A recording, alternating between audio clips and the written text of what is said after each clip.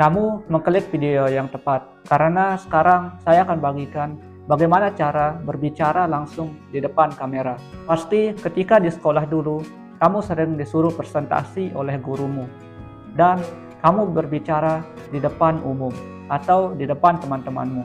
Karena kamu biasa, saking biasanya, kamu merasa tidak gugup. Beda dulu pas awal-awal, pasti kamu merasa gugup ketika presentasi di depan umum atau di depan teman-temanmu, atau kamu juga sering bercerita di depan teman-temanmu. Kamu tidak gugup ataupun kamu tidak grogian. Beda halnya ketika kamu berbicara langsung di depan kamera. Menurutku, berbicara langsung di depan kamera seperti ini tidaklah mudah. Menurutku, lebih mudah berbicara di depan orang langsung atau kita berbicara di depan umum. Karena ketika saya berbicara di depan kamera, itu yang kita rasakan adalah berbicara sendirian. Kalau orang lain melihat kamu berbicara sendirian, orang lain mungkin berpikir negatif. Begitu juga perasaan kita ketika kita belajar berbicara di depan kamera. Itu kita berbicara sendirian. Dan kalau kamu belajar berbicara di depan kamera, mulailah dari sekarang. Seperti kata guruku dulu, ketika aku disuruh maju untuk berpidato pas acara kultum, itu aku masih grogi, dan guruku selalu menyemangatiku dengan perkataan, anggap teman-temanmu sebagai batu, itu katanya, dan kamu lagi berpidato di depan para batu yang tidak akan mendengarkanmu dan tidak akan mencemoohmu. Begitu kata guruku. Dan ketika pertama kali aku mencoba untuk berbicara di depan umum, waktu itu aku sangat gugup sampai keringatku bercucuran. Tapi itu tidak lama, karena setelah aku mencoba kedua, ketiga, dan keempat kalinya, itu aku sudah mulai terbiasa. Beda halnya ketika berbicara langsung di depan kamera. Itu rasanya wah gimana gitu. Apalagi ada orang yang melihatmu. Pasti kamu bisa tertipu malu.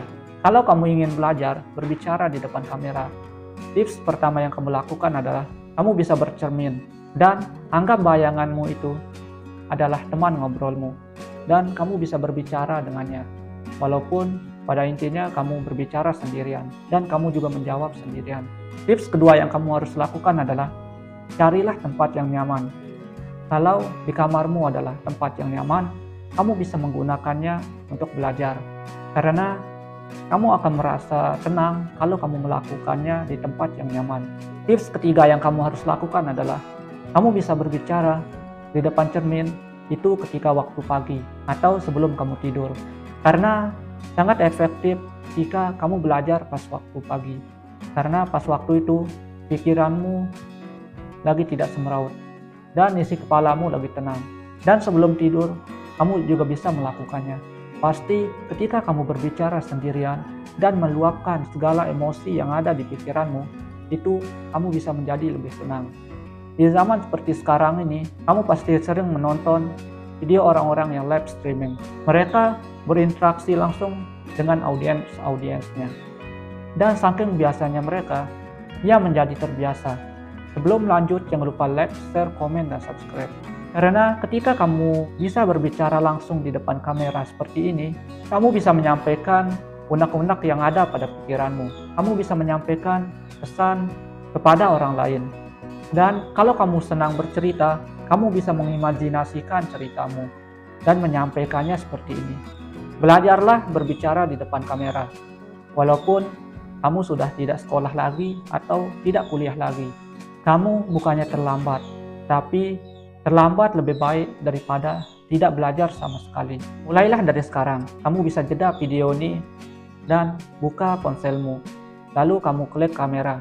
Kamu bisa berbicara atau bercerita di depan kamera. Saya juga sekarang ini masih belajar. Kenapa saya bisa membagikan tips seperti ini kepada kamu? Agar saya tahu bagaimana proses pembelajaran saya. Sudah sampai mana proses belajar saya. Makanya saya buat video seperti ini. Kalau kamu suka dengan video ini, jangan lupa like, share, komen, dan subscribe. Terima kasih telah menonton.